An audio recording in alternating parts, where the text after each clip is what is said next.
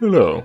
In the last episode, Avestrum rescued Sildar Hallwinter from the Cragmore hideout and dragged him back to his camp and the cart he is tasked to deliver to Phandelver. After leaving the goblinoid dwelling, the mage had some time to reflect upon his progress and added 2 new spells to his repertoire, Tasha's Mind Whip and Rhyme's Binding Ice. Previously his list was expanded by Grease and Fog Cloud. The sun has sunk under the horizon, and the elderly fighter becomes conscious again, waking up in the new environment, still tied up and with a stranger tending to his camp. Still weakened Sildar tries to crawl away and wiggle himself out from the binds, but is quickly spotted by the owl and the unfamiliar figure. "I have saved you. You owe me your life," the wizard says as he approaches and grabs Hallwinter by his ropes. "Oh, you have my thanks. I guess it can't be worse than being tortured by goblins." Hallwinter replies, defeated. "Who are you? How did you get captured? You weren't alone, were you?" The necromancer pries, slowly undoing the knots. "My name is Sildar Hallwinter, and I'm an agent of the Lords' Alliance. I was traveling with the dwarf named Gundren Rockseeker to Phandelver when we were ambushed by the goblins on the tract." "Gundren? How do you know him? He wasn't in the caves with you. Where is he?" The younger of the men continues to ask. "I met him in Neverwinter. I agreed to accompany him to Phandelver as I have some matters to attend to there. Clark, the bugbear who leads this goblin band, had orders to waylay Gundren. I heard from the goblins that the Black Spider sent word that the dwarf was to be brought to him." "Who is this Black Spider, and why was Gundren so important?" "I don't know who that is, but he must have heard that Gundren and his 2 brothers, Thardan and Nundro, recently located an entrance to the long-lost Wave Echo Cave, site of the mines of the Phandelver's Pact. Gundren had a map showing its secret location, but the goblins took it when they captured him. I believe that Clark sent the map and the dwarf to the chief of the Cragmores at the place called Cragmore Castle. I don't know where that might be, but someone in Phandelver might." "Why is this Wave Echo Cave so important, and why were you going to Phandelver?" "More than 500 years ago, clans of dwarves and gnomes made an agreement known as the Phandelver's Pact, by which they would share a rich mine in a wondrous cavern known as Wave Echo Cave. In addition to its mineral wealth, the mine contained great magical power.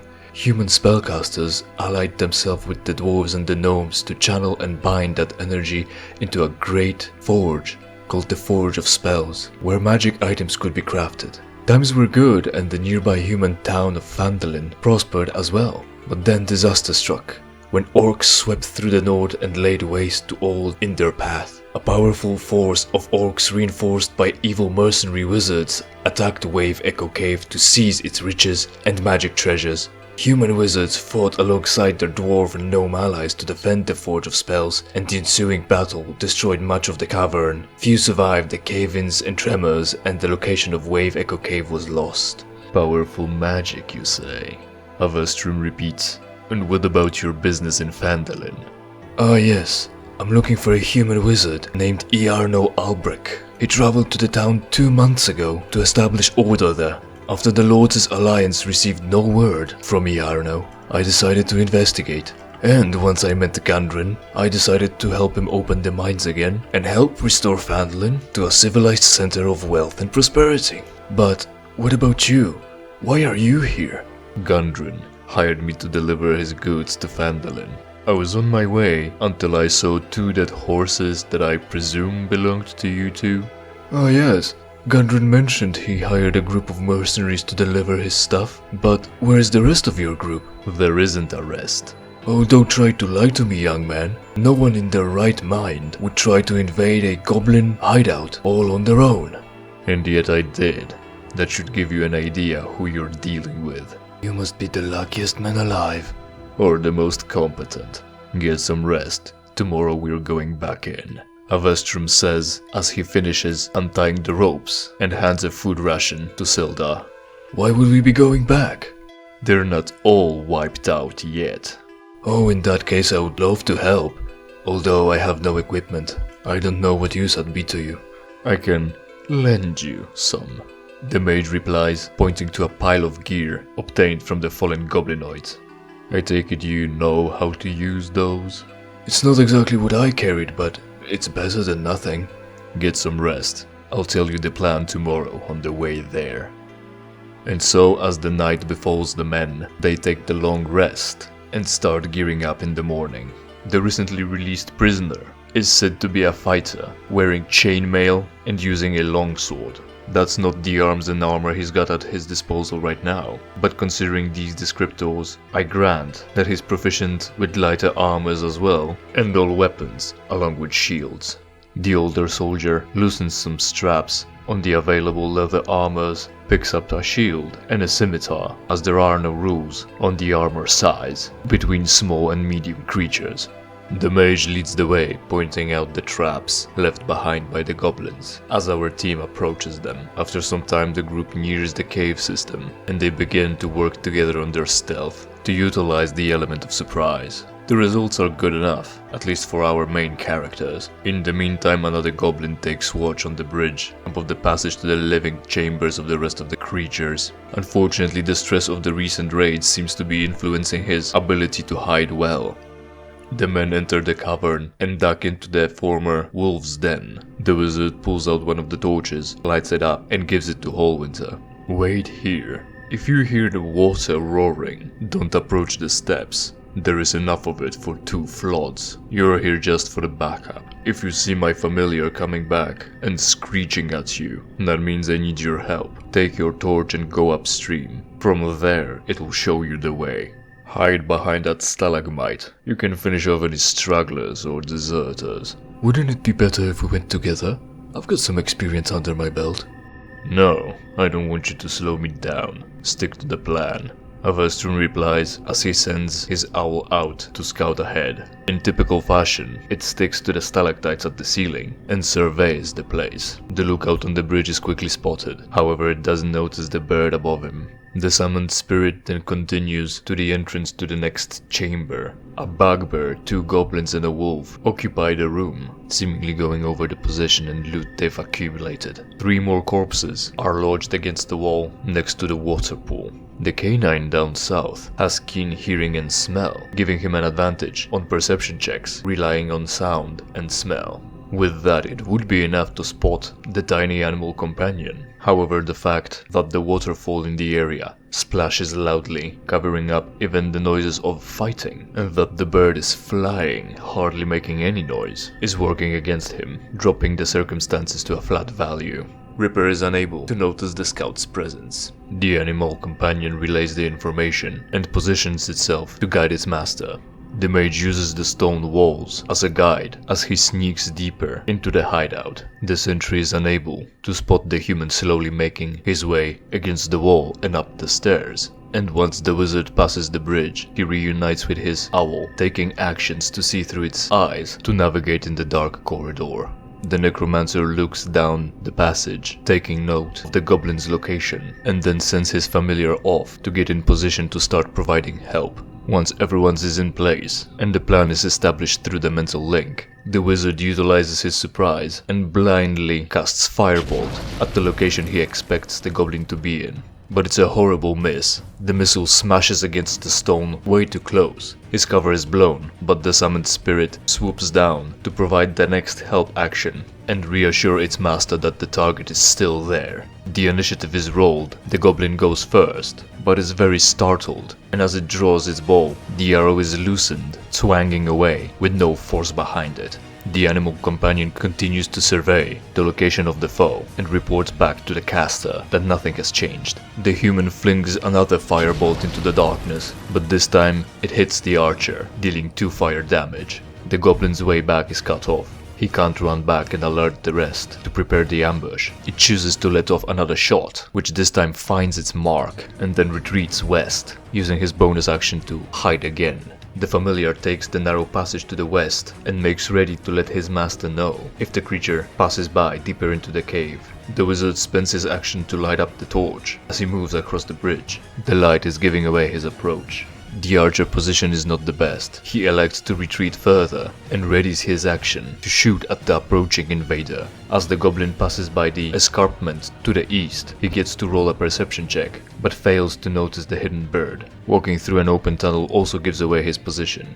The summoned spirit flies in to provide help for its master and uses the rest of its movement to fly to safety. Avestrum goes next, and as he turns the corner, an arrow launches at him and whizzes by, crashing against a stone wall. The target is in range, though it uses the terrain as cover, but that's no reason to not cast another firebolt, and with the provided advantage, the spell still lands, dealing maximum damage, eliminating the foe. The mage approaches the corpse, double taps it with a sacred flame, and takes its shield to block off the light of the torch cast in front of him. Again, he utilizes his animal companion's special senses to navigate back to the final chamber and makes ready for the showdown. Once in place, he lets go of the shield and casts the spell that brought him this far. This time, Sleep is able to affect 25 hit points worth of creatures in the area, which is enough to drop everyone but the mightiest of the goblinoids in this location. In the surprise round, the familiar flies inside to provide help against Clark and fall back to safety.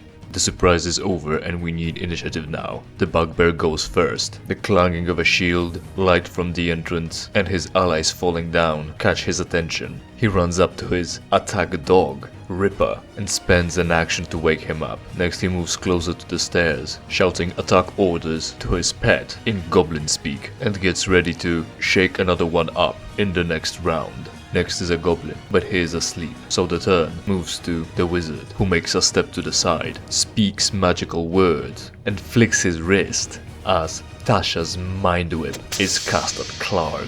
The self-proclaimed warlord grabs his head as he fails his intelligence save, and a migraine-like pain hinders his actions. Then the human retreats towards the hanging bridge. And here is where I have made the mistake that I have noticed only during editing. Ripper was gonna go next, but I have forgotten that he was prone, so to get up he needed to spend half of his movement. That would have put him far away from me, so it would have been reasonable for it to take a dash action to get closer. Instead, I spent his full speed, getting just one space away from myself, and decided a wolf wouldn't have made a tactical decision to pursue me further, as it wouldn't have been able to attack anyway, and it wouldn't have thought about imposing a disadvantage on me for the spells. From there the battle was raging on, until I've made another mistake. I've cast Rhyme's Binding Eyes, but I forgot Clark needs to spend an action to set himself free to get close for an attack. I replayed the encounter from that point and came out on top again, but now I have to do it once more, starting from here. So back to the present, Ripper spends half of his movement to get up, uses up the rest of his speed to get out of the chamber, and dashes the rest of the way to close the distance between him and the human. The owl flies down from above to provide help against the wolf and keeps going towards the bridge to take cover. The next goblin remains asleep. The bugbear's plan for this round was to wake up another of his soldier, but with the effect of the spell this is the only thing he can do. I again determine at random which one would be the archer, and it's the red one again. The creature gets up and groggily waddles over to the stairs. From that position he barely has a shot at the intruder, but he takes it anyway, which results in a miss. The necromancer opts for retreat, and to facilitate that, he waves his hands around horizontally, speaking the incantations as his arcane focus glimmers before a puddle of slippery grease spills over the ground in front of him. That immediately causes the wolf to lose its footing and fall over. All the better, as it will make it harder for the beast to bite Avestrum as he runs back across the bridge. And indeed, the dog misses. Ripper starts its turn already prone, but as it gets back up, he's made to roll dexterity saving throw one more time, just in case. And fortunately for it, it succeeds, as it begins to chase after its enemy. This time the gap is significant enough to take the dash action and close the distance completely. The summoned spirit flies towards its master, passing the canine below, providing help as it goes along, and turns the corner for safety. The next goblin is still asleep, but not for long. as Clark approaches him, shakes him awake, and leaves the cavern to go after the person that decimated his tribe recently. The archer follows the fight, but as he steps into the grease, he loses his balance and falls on his back. Trying to move more won't give him any advantage, therefore he remains on the ground and uses the rest of his time to stay undetected. What will be our Arcanist's next move? Will the chieftain be able to avenge his tribe and capture another prisoner to send to its master as tribute? All will be revealed in the next episode of True Solo D&D. Interact with the video to trigger the algorithm and subscribe to keep up with the series.